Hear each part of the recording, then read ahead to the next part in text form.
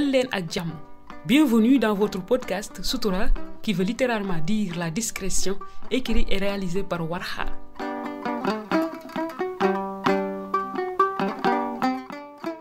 Quand l'apparence et la réputation semblent être plus importantes que les droits des femmes, c'est parce qu'au Sénégal, il y a ce qu'on appelle le Sutura. Avoir du Sutura peut signifier la capacité qu'une personne a de ne pas révéler publiquement ou en dehors de la famille ses problèmes, dans le but de sauver l'apparence, l'image ou la réputation de la famille au détriment du bien-être, de la sécurité et du respect des droits de cette personne.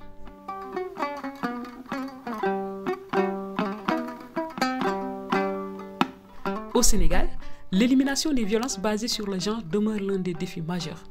Même si nous avons un arsenal juridique favorable à la protection des droits des femmes, ces violences existent partout, dans les couples, les familles, les lieux de travail, dans toutes les communautés, et sous diverses formes, sexuelles, physiques, psychologiques et même économiques, avec un impact considérable dans le quotidien des femmes.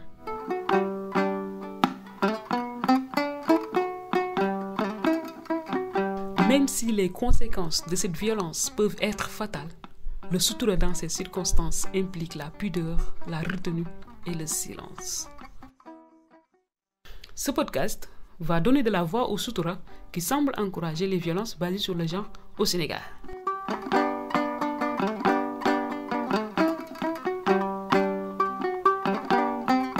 Bienvenue dans votre épisode 1. Aujourd'hui, nous allons parler autour des mécanismes de prise en charge et de protection des survivantes de violences qui existent au Sénégal. Et nous serons en compagnie de Madame Madjiguène Bahom Sarr, qui est juriste et coordonnatrice de la boutique de droit du département de Pikine de l'Association des juristes sénégalaises. Nous serons également avec Dr Amael Diop, qui est chercheur et juriste à l'Université Cheikh Anta Diop de Dakar.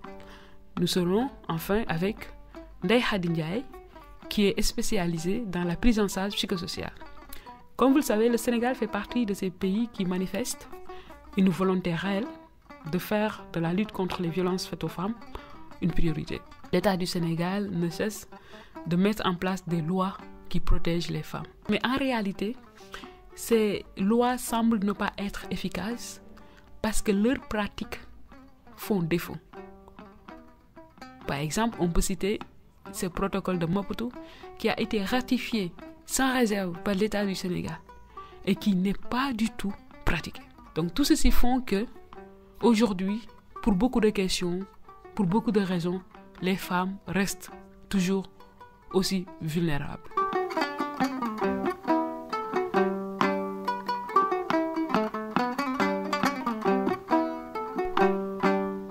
Même si nous avons noté ces dernières années une forte mobilisation de la société civile sénégalaise qui ne cesse de manifester pour promouvoir les droits des femmes, de manifester pour défendre les droits des femmes, de manifester pour dénoncer et pour que justice puisse se faire à chaque fois qu'il y ait une femme victime de violence. Et malgré tout ceci, nous notons que jusqu'à nos jours, il y a un grand silence autour de ces cas de violence qui existent. C'est pour cela que nous allons chercher à savoir le pourquoi les gens ne dénoncent pas.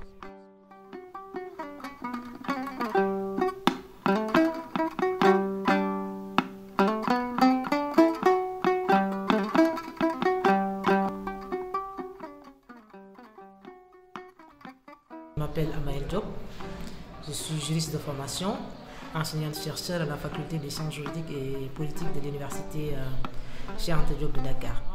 Donc il y a beaucoup de paramètres qui entrent en jeu. Donc on a certes souvent une non-applicabilité de la loi, mais aussi souvent on a certaines pesanteurs socioculturelles qui font que peut-être il n'y a pas la dénonciation de notre côté pour qu'il y ait vraiment une certaine sanction, ce qui fait que voilà, l'impunité par rapport à certaines à certains actes, donc prendre de plus en plus de l'ampleur dans notre société. Mais malheureusement, aujourd'hui, en faisant vraiment le tour de là où se produisent donc ces violences, on voit que le foyer donc vient peut-être en premier donc de production de violences. Et pour ma part, je pense que c'est vraiment dommage, parce que le foyer vraiment est le lieu où l'équilibre doit scier, où vraiment on doit s'aimer, voilà. On ne peut pas vraiment tolérer qu'il y ait vraiment ces violences dans nos foyers. Donc il faut faire quelque chose.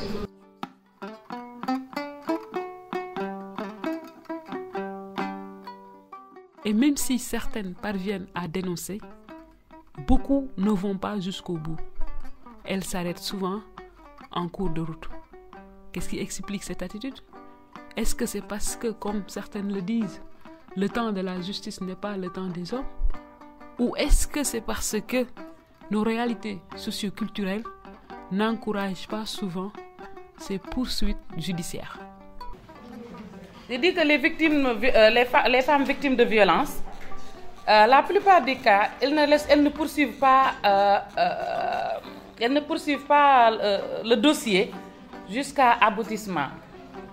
Parce qu'elles se soucient beaucoup plus des pesanteurs socioculturelles.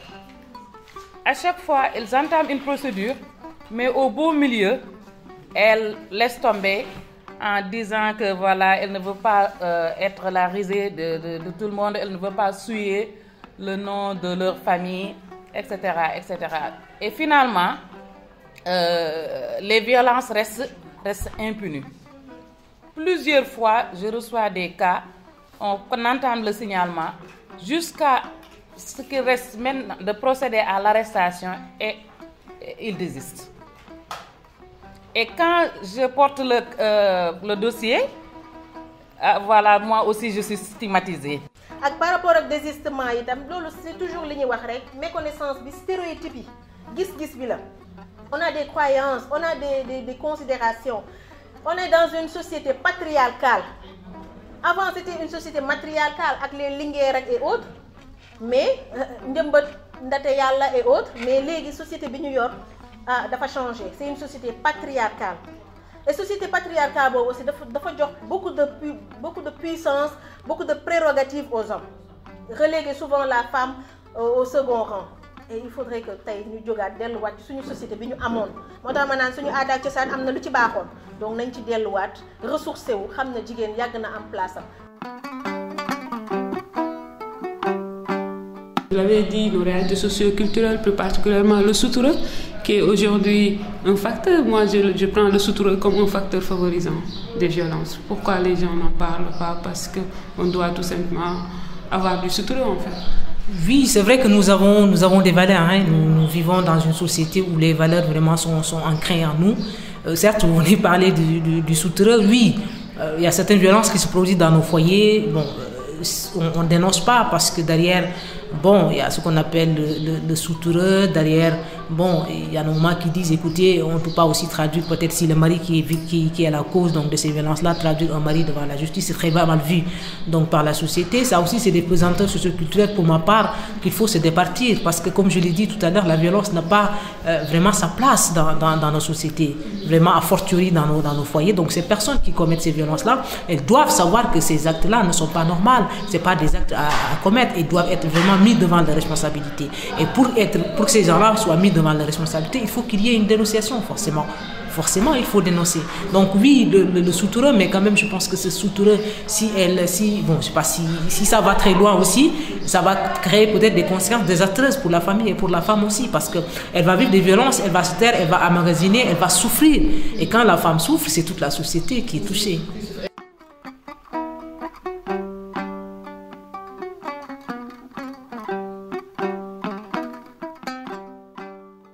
asalaamaaleykum maa ngi tudd Ndeye Madjiguène Sarr madame Bakhoum nekk juriste bokk aussi ci association des juristes sénégalaises doon coordonnatrice boutique de droit bu Pikine. Procédure, une victime qui vient de se faire violer ou violenter, accélérer le processus. waa xam nga ki nga xam ne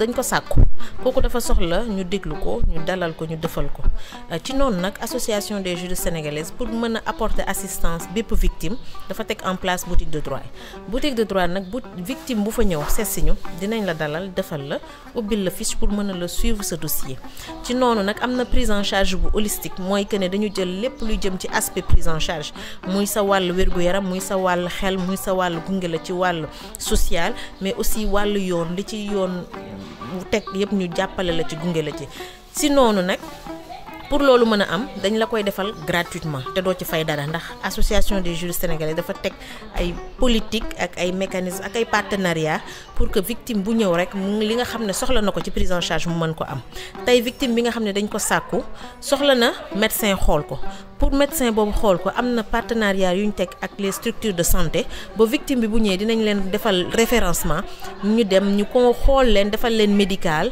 consulter leen te duñ ci fay dara su dee victime la boo xam ne dafa soxla ñu defal ko ñu jox ko avocat dinañ ko jox avocat mu gunge ko ci procédure am jàppale ko ak layal ko te du ci fay dara ñun ñoo koy fay su fekkee ne aussi koo xam ne la ci wàll xel ndax ki nga xam ne sàkku nañ ko soxla na psychologue bu ko déglu soxla na ñu delloosi ko kooku am na ay psychologue yu ñu liggéeyal muy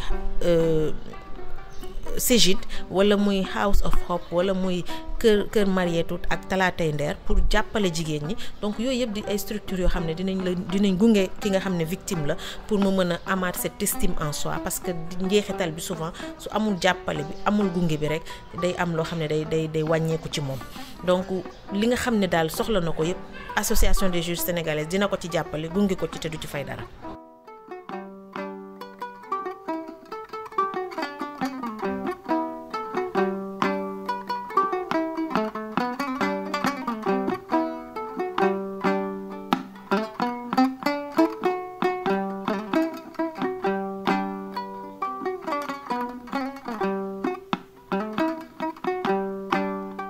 Nous allons ouvrir une parenthèse pour parler du code de la famille. Nous allons rester sur ce code-là et parler un tout petit peu avec vous sur cet article-là qui interdit toute action d'indication de paternité. J'ai bel et bien parlé de l'article 196 du code de la famille qui pose le principe de l'interdiction de la recherche de paternité. Et les exceptions, comme vous l'avez dit, cette exception est édictée par l'article 211. L'article 211 qui dit que, là, déjà l'article, comme je l'ai dit la fois passée, la filiation, le meilleur moyen d'établir la filiation, c'est la reconnaissance. Et cette reconnaissance, qui le fait? Qui fait cette reconnaissance? C'est le papa, c'est le père qui va faire cette reconnaissance. Si le père ne le fait pas, déjà le principe c'est que l'enfant qui est né du mariage de sa mère a pour père le mari de sa mère. Mais si cet enfant est né hors mariage, le principe c'est qu'on ne peut pas forcer cet homme à reconnaître la paternité. Ça c'est le principe. Et c'est édicté par l'article 196. L'article 211 qui établit l'établissement, qui pose le principe de l'établissement exceptionnel de la filiation paternelle, comme vous le dites. Qu'est-ce que nous dit l'article 211? L'article 211 nous dit que nonobstant, malgré l'interdiction édictée par l'article 296, l'enfant pourra établir sa filiation paternelle si le prétendu père, on le dit clairement, le prétendu père a procédé ou fait procéder à son baptême ou lui a donné un prénom. La preuve portera sur le fait, la preuve de cela portera sur le fait que le prétendu père a manifestement et ostensiblement procédé ou fait procéder au baptême ou imposé un prénom en affirmant sa qualité de père. Et elle pourra être rapportée par tout moyen. C'est déjà ça, l'exception. Et toujours dans la même logique, on dit que toutefois, et c'est toujours avec l'article 211, on dit toutefois, ne pourront être entendus comme témoins que les personnes ayant assisté au baptême, invoqué ou à l'imposition du prénom. La preuve contraire pourra être rapportée par tout moyen. Vous voyez? la preuve contraire pourra être rapportée par tout moyen.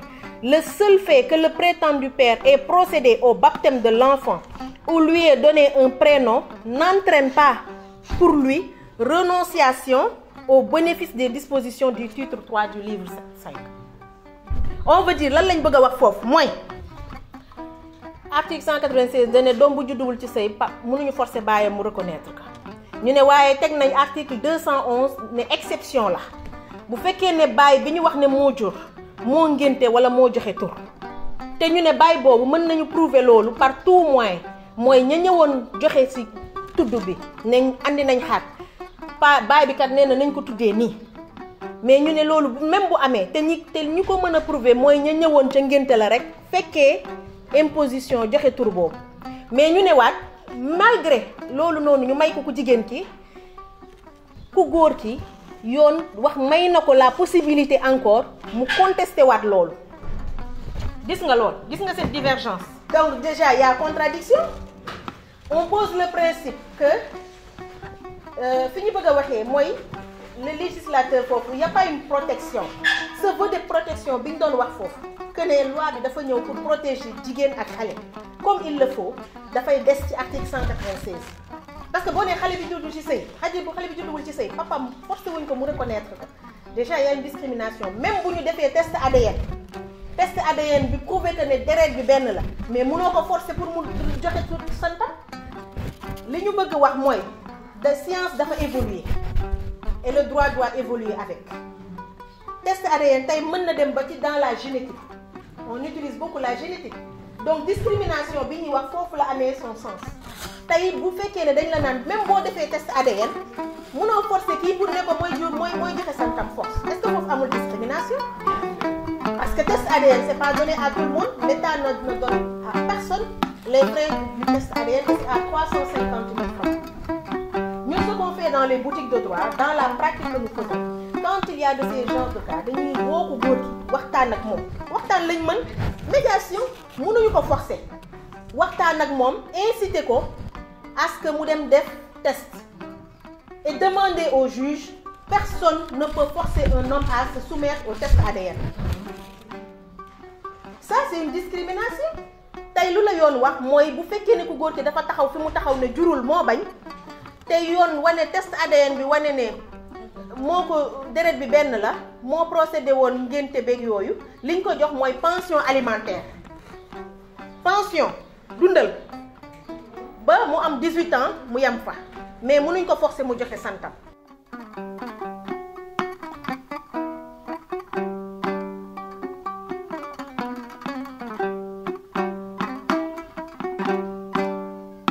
maa ngi tudd Ndeye Sokhna Ndiaye et en fait je suis coordonnatrice et chargée des programmes au niveau du CEGID. Le CEGID c'est le centre de guidance infantile et familiale et nous sommes spécialisés dans la prise en charge psychosociale des victimes. Et de quoi il s'agit quand on parle de prise en charge psychosociale? En fait, la prise en charge psychosociale, c'est juste une démarche globale qui permet à la victime en fait de pouvoir surmonter des situations traumatiques qu'ils ont vécues. Et ces situations traumatiques-là, ça peut être des crises économiques, des crises sanitaires, comme nous venons de traverser avec cette maladie, cette pandémie, le Covid. Ça peut être aussi des violences basées sur le genre. Et de manière spécifique, nous, au niveau du CEGID, on travaille beaucoup plus sur les violences basées sur le genre et sur la prise en charge des victimes de viol. Effectivement, je voulais vous demander parmi les survivantes qui viennent vers vous, quel est le type de violence le plus fréquent? Le type de violence le plus fréquent que nous recevons, c'est les viols. C'est les actes de pédophilie sur les enfants. Et en fait, en gros, c'est les types le plus que nous recevons au niveau du CG. Il y a aussi les femmes victimes de maltraitance dans les couples et autres. Et c'est ces cas-là que nous traitons au quotidien. Ouais. Et qu'est-ce qu'il ne faut pas faire? Qu'est-ce qu'il ne faut surtout pas faire face à une victime qui voudrait se confier à la victime? En fait, moi, je ne vais pas parler de ce qu'il ne faut pas faire, mais en fait de ce qu'il faut faire.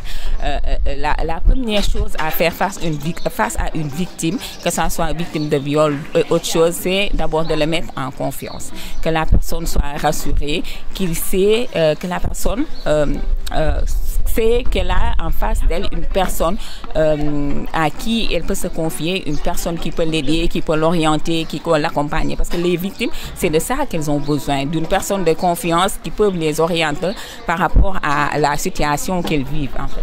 Et pour la dernière question, sur le mécanisme de prise en charge de manière générale, est-ce qu'au Sénégal, on peut carrément dire qu'il y a un mécanisme quand même? Oui, bon, je vais dire oui, parce qu'à travers la stratégie nationale de prise en charge, il y a quand même des dispositifs qui ont été mis en place pour la prise en charge de ces victimes-là, même si on sait que dans le réel, dans le travail, il y a quelques blocages, mais au niveau national, il y a quand même quelque chose, une stratégie qui est mise en place. Et au niveau terrain, les structures de prise en charge font le maximum en fait pour accompagner ces victimes-là. Et pour éradiquer ce fléau, que faudrait-il faire davantage? Lan lañu wara dolli? Il faut la sensibilisation, on est d'accord. Donc quand on sensibilise, on est en train de prévenir. Quand on sensibilise, on est en train vraiment d'essayer que ces violences basées sur le genre ne se reproduisent pas ou ne stagnent pas dans la société. Donc pour ma part, vraiment, ces genres de rencontres, c'est des rencontres vraiment à favoriser. C'est des rencontres qui sont vraiment des rencontres qui sont les bienvenues, parce qu'au moins tout à l'heure vous avez dit dans la salle, il y a des hommes, ce qu'on appelle la masculinité positive. Ces gens-là, en apprenant vraiment ce qu'on a dit toute la journée, vont dire mais écoutez, nous, est-ce qu'on ne va pas aussi lutter pour que ces violences cessent dans nos sociétés? Et c'est important de décentraliser, d'aller aux zones les plus reculées, parce que c'est véritablement là-bas où le bas blesse. C'est là-bas où on a les mariages précoces, c'est là-bas où on a le harcèlement sexuel, c'est là-bas où véritablement les femmes sont violées, violentées, véritablement maltraitées d'une façon extraordinaire. Et c'est le moment qu'on se donne la main pour véritablement gérer ensemble ces aspects. Merci encore.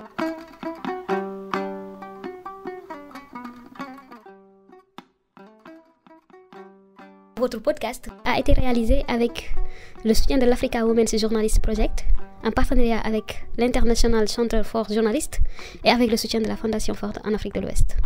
C'était tout pour cet épisode. Nous vous donnons rendez-vous prochainement pour l'épisode 2.